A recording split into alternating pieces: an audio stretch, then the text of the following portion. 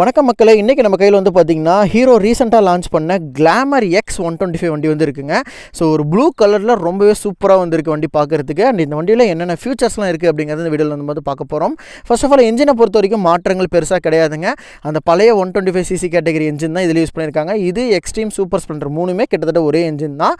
Features வைஸ்னு பார்க்கும்போது இந்த வண்டியில் இந்த கலர் பேட்டர்ன்ஸ் அந்த டிசைன்ஸ் எல்லாத்தையுமே அவுட்லுக்கில் சேஞ்ச் பண்ணியிருந்தாலும் இன்டீரியராக இதில் பேசப்படக்கூடிய ஒரு விஷயம் என்னென்னா க்ரூஸ் கண்ட்ரோல். இந்த வண்டியில் நம்ம கார் மாதிரியே வந்து க்ரூஸ் கண்ட்ரோல் நீங்கள் ஆன் பண்ணுறது மட்டும் இல்லாமல் ப்ளஸ் மைனஸ்ன்னு செட் பண்ணிக்க முடியும்.